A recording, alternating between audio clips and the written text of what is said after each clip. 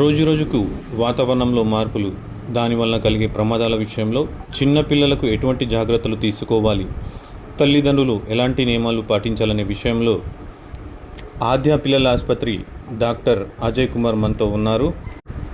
Sir, ప్రస్తుతం వాతావరణంలో అనేక మార్పులు జరుగుతున్నాయి కాబట్టి పిల్లలకు ఈ విషయంలో ఎటువంటి జాగ్రత్తలు తీసుకోవాలి చెప్పండి. డైలీ కొంచెం హీట్ వేవ్స్ ఎక్కువవుతున్నాయి కాబట్టి మెయిన్గా స్పెషల్గా చిన్నపిల్లలు 0 to 14 years పిల్లలు, వృద్ధులు, బీపీ షుగర్ ఉన్న పేషెంట్లు కొంచెం జాగ్రత్తలు ఎక్కువ తీసుకోవాల్సిన అవసరం ఉంది.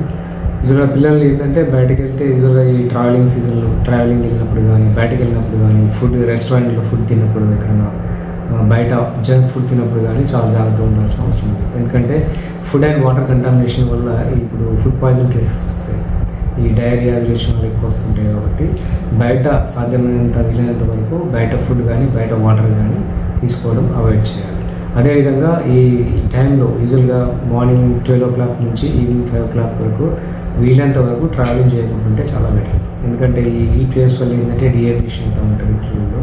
డిహైడ్రేషన్ వల్ల ఏంటంటే మళ్ళీ ఎలక్ట్రోలైట్స్ ఇంబ్యాలెన్స్ వస్తాయి, కొంచెం ఫీవర్ కానీ లేకపోతే షియర్స్ అని ఫిట్స్ రావడం కానీ అలా ఇన్ఫెక్షన్స్ కానీ రావడం జరుగుతుంది. కాబట్టి ప్రాపర్గా అంటే ఈ టైంలో ట్రావెలింగ్ అనేది అవాయిడ్ చేస్తే చాలా బెటర్.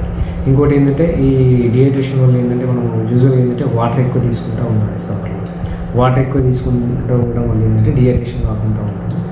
సో మనం యూజువల్గా యూజ్ చేస్తున్న మోతాదు కంటే ఎక్కువ తీసుకుంటే సరిపోతుంది. సో బయటకు వెళ్ళినప్పుడు మనం క్యారీ చేసుకునే బాటిల్స్ కానీ మనం క్యారీ చేసుకునే ఫుడ్ సంబంధించిన ఐటమ్స్ కానీ మన వెంటనే తీసుకెళ్తే ఇంకా చాలా బాగుంటుంది. సో బయట ఫుడ్ తినడం వల్ల బయట రెస్టారెంట్స్లో కానీ లేకుంటే ఏదైనా ఫాస్ట్ ఫుడ్ సెంటర్లో తినడం వల్ల కానీ దానివల్ల ఇన్ఫెక్షన్స్ వస్తూ ఉంటాయి. సో ఈ విషయంలో మనం జాగ్రత్తగా. చిన్నపిల్లలు కూల్ డ్రింక్స్, చల్లని ద్రవపదార్థాలు చాలా సమ్మర్లో తీసుకుంటున్నారు. అటువంటి విషయాలు తల్లిదండ్రులు ఎటువంటి చేస్తారు?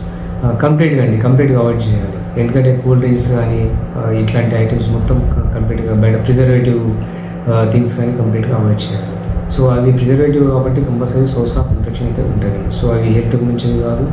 ఈవెన్ ఏమైనా ఇన్ఫెక్షన్ వచ్చినప్పుడు దాన్ని ట్రీట్ చేయడం ఇబ్బంది అవుతుంది, అంటే చాలా ఇబ్బంది అవుతుంది. కొందరు పిల్లలు యాంటీబయాటిక్స్ చాలా ఉపయోగిస్తున్నారు. కొన్ని పిల్లలు ఆ యాంటీబయాటిక్ వల్ల ఎటువంటి దుష్ప్రచారాలు జరగవచ్చు. అవును, ఎస్ అండి. ఈ మధ్యకాలంలో ఏంటంటే ఎక్సెసివ్ యూజ్ ఆఫ్ యాంటీబయాటిక్స్ అంటే ఏంటంటే ఎక్కువ యాంటీబయాటిక్స్ యూజ్ చేస్తున్నారు ప్రతిదానికి.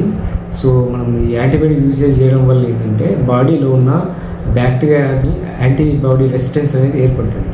సో మన బాడీలో అయితే బ్యాక్టీరియా ఉంటుందో ఆ ఇచ్చే యాంటీబయాటిక్ అనేది పనిచేయకుండా అయిపోతూ ఉంటుంది over the period of long పీరియడ్లో. కాబట్టి సాధ్యమైనంత వరకు మనం యాంటీబయాటిక్ లేకుండా ట్రీట్మెంట్ తీసుకోవడమే బెటర్. మరి ఇనిషియల్ స్టేజ్లో క్వాలిఫైడ్ డాక్టర్ దగ్గరికి వచ్చినట్టయితే యాంటీబయాటిక్ ఇవ్వరండి, అవసరం ఉన్నప్పుడే యాంటీబయాటిక్ ఇస్తారు. సో డైరెక్ట్గా వెళ్ళి మెడికల్ షాప్లో మందులు తీసుకోవడం వల్ల కానీ డైరెక్ట్ ప్రాక్టీషనర్ దగ్గరికి వెళ్ళి మందులు తీసుకోవడం వల్ల ఏంటంటే స్టార్టింగ్లోనే యాంటీబయాటిక్స్ యూజ్ చేయాలి. అది కూడా ఒక ప్రోటోకాల్ ఉంటుంది. ఫస్ట్ ఏం యూజ్ చేయాలి, సెకండ్ ఏం యూజ్ చేయాలి, థర్డ్ స్టేజ్ ఏం యూజ్. అట్లా కాకుండా ర్యాండమ్గా వెళ్తున్నారు, ఫస్ట్ యూజ్ చేసినప్పుడే హైయర్ యాంటీబయాటిక్ వెళ్తున్నారు. కాబట్టి సో వాళ్ళకి ఏంటంటే లాంగ్ రన్లో హెల్త్ ఎఫెక్ట్ అనేది ఉంటుందండి. మనం లాంగ్ రన్లో ఏమన్నా ఇన్ఫెక్షన్ అయినప్పుడు ట్రీట్మెంట్ ఇద్దామంటే ఏంటంటే ఆ బ్యాక్టీరియా యాంటీబయాటిక్ రెస్పాండ్ కావట్లేదు, రెసిస్టెన్స్ వస్తుంది. సో సాధ్యమైనంత వీలైనంత వరకు క్వాలిఫైడ్ డాక్టర్ పెట్టుకొని సాధ్యమైనంత వీలైనంత వరకు యాంటీబయాటిక్ అవాయిడ్ చేయడం చాలా ఉత్తమం.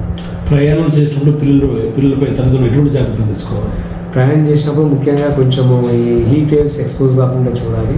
ప్రాపర్ హైడ్రేషన్ అంటే ఫ్రీక్వెంట్గా వాటర్ ఇస్తూ ఉండాలి.